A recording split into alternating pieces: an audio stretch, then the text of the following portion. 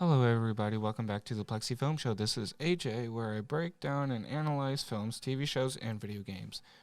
Just letting you guys know, I will be spoiling movies in each episode. So, yeah, spoilers ahead to those who have not seen this movie, which I will be talking about Meet the Robinsons. Meet the Robinsons is a boy genius named Lewis gives up hope of retrieving his latest invention, which was stolen by the bowler hat guy.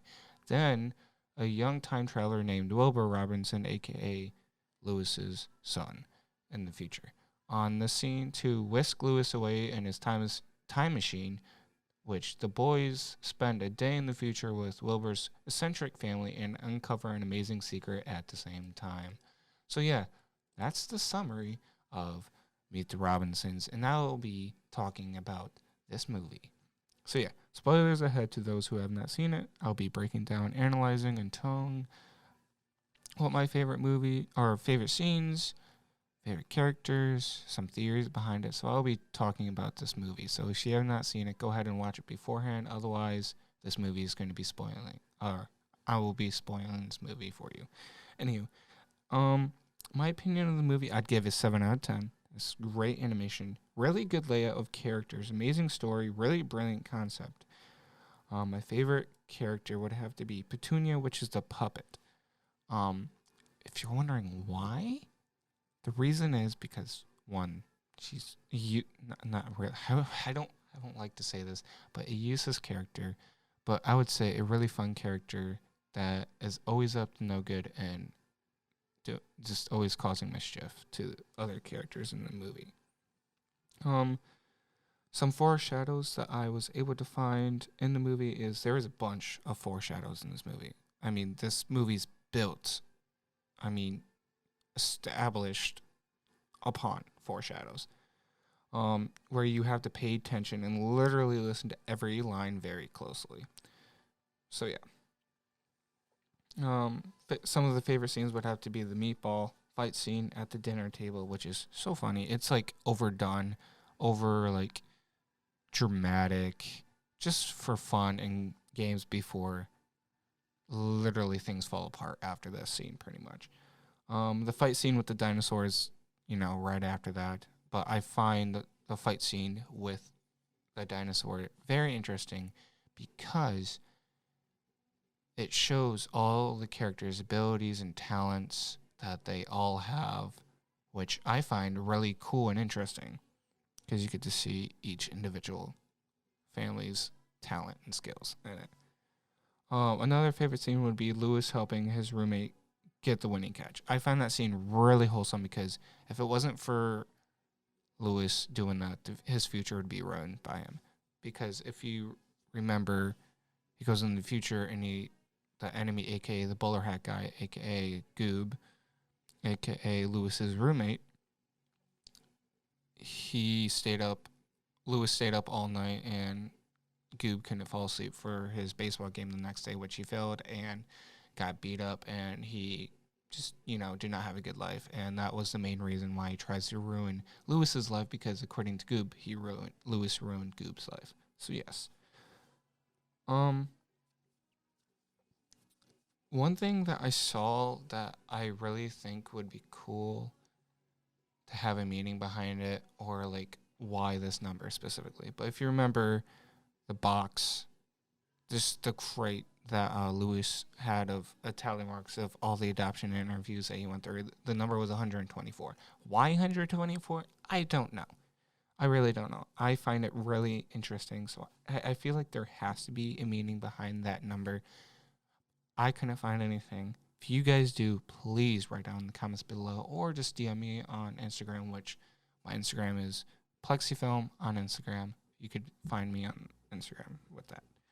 Anywho, going into some of the theories. Again, if you guys did not know, this is a re-recording of episode 3 because episodes 1, 2, and 3 I did not live record yet. So yeah, the episodes 1, 2, and 3 are re-recording, so I'm just skimming through all my notes as quickly as possible, as well as just, trying to explain as much as I can to my ability, because I usually do these shows live, and I go in depth with them, and I have my thoughts and everything of right then and there of what to talk about. And because I have 2 hours, I have 2 hours to do my show, so I can stretch it out as long as possible.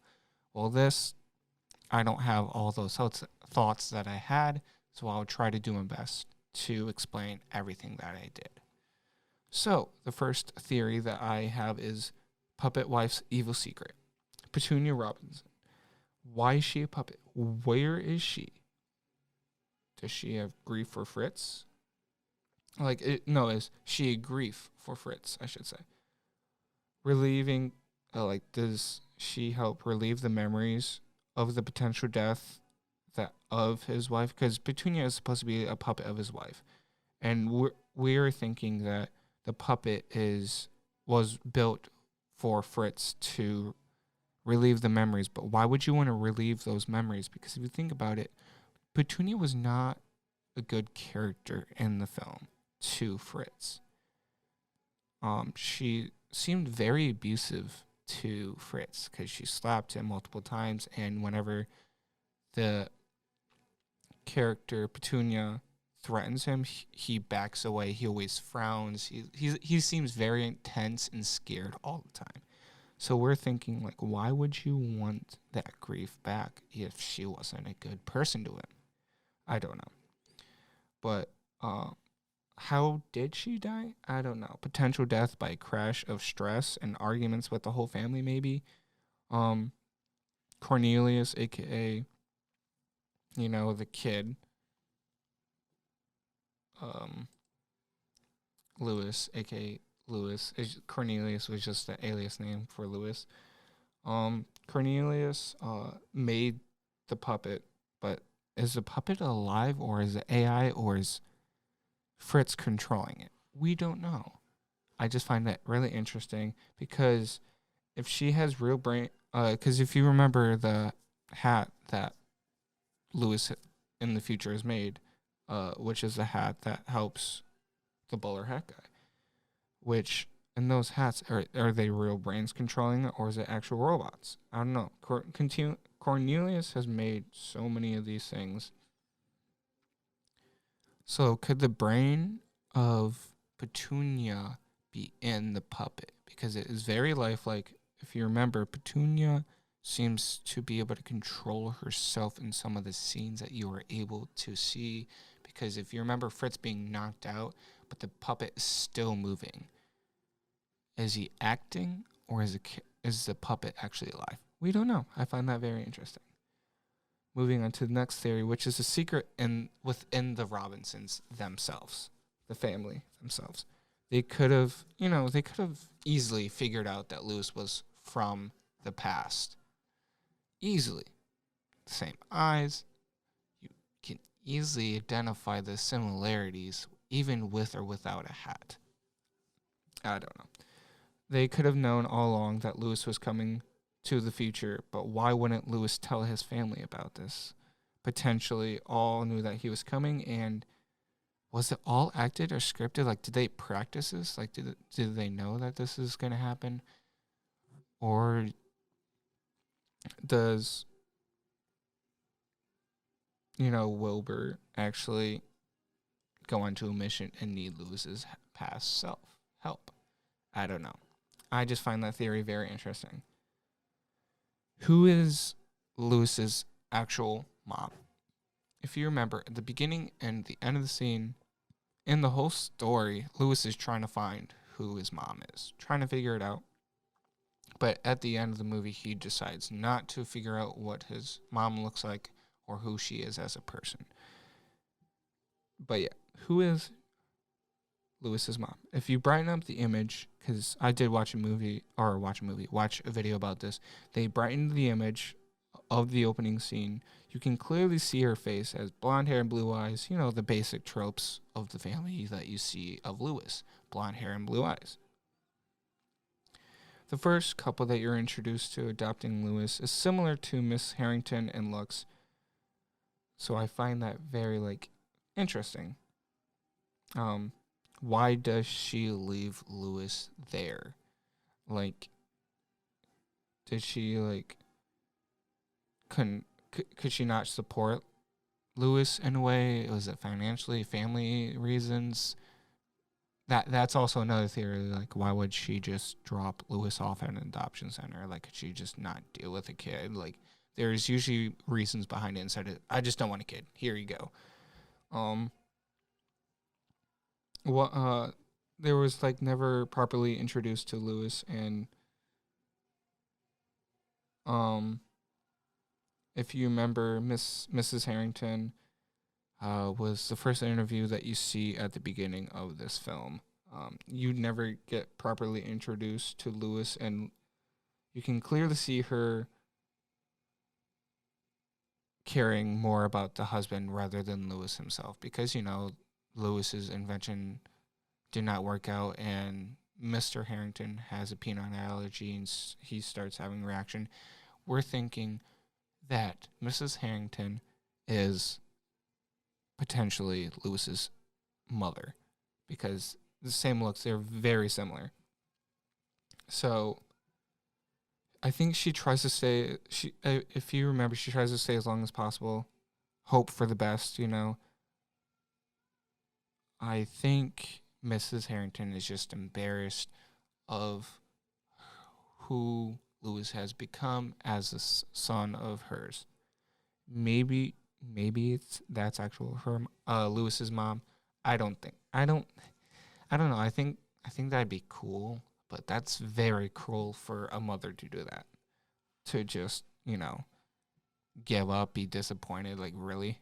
I mean, there's plenty of bad mothers in other movies and such, but Moving on to the Easter eggs and secrets. Lewis's adoptive mother, Lucille, is the first person to use the memory scanner, um, which is the wedding memory of hers, and Mildred was part of the wedding, and like you can see like they knew each other in the past beforehand. I find that like really interesting. The Anderson Observatory was named after the director of this film. If you remember that, if you don't know what the observatory, it's the house that Lewis and his adoptive parents buy in the future after Lewis got adopted. So yeah, that building is named after the director that made this film. The future takes 30 years after the past. And the movie came out in 2007, so if it was 30 years later, it would be potentially the year 2037 that the future is in. So I find that really interesting. Wilbur said Cornelius looks like Tom Selleck, and Cornelius was voiced by Tom Selleck. I find that like a very interesting, very fun fact that they threw into the script to voice about. If you remember, Wilbur attends Joyce Williams School because William Joyce wrote the books the movie is based on, which I find really interesting and really cool because I honestly want to buy the book and read it myself because there's a lot of movies that are based off books that not many people realize that they're actually based off books. And I just want to read it because I feel like it would be very interesting. But the thing is, the book isn't like correlated at all with the movie. Like it's just the universe. I think it's somewhat similar. I think it's just a day with Wilbur. I think that's what the book is called. I don't know. I just find the book. I want to buy it. I feel like that would just be fun to read. If I remember correctly, it is a kid's book, but I don't care. I think it'd be fun. The art portraits of the family has signature of Ruppel, which Rob Ruppel is the art director of the movie. I can't remember what portraits. If I remember correctly, I know it. The actual portraits that you see in the house is made by the art director, which I think it is his proper family or something like that. I can't remember the significance specifically, but the picture frames of portraits of the family has just or, made by Rob Rupel. Yeah, which is the art director of the movie. I'm sorry, I very butchered that. I could not figure that out. Life of me. Um. Anywho, I'm sorry for this very short episode of episode 3. I hope you guys really enjoyed these really short, fast 3 episodes. I am sorry they were probably. These were the ones I really wish I could have recorded because they were really good shows. They were really good. I went in so much depth that it would have made sense and it would be a lot of fun to listen to. But it happens. I'm doing the re-recording now as best as I can. But episodes 4, 5, and 6, you guys will have the live recordings to listen to. So yeah, of course they're going to be a lot longer. Not going to be 2 hours exactly. Not going to be an hour exactly. I think some is 40 minutes. Some is an hour. Some is an hour or 30. It's around that range. Ben Hugh, hopefully you guys like this series so far. Again, I will be hopefully trying to come back up during the summer to do more live shows because I only got to do 6 in a semester because it was a very busy semester.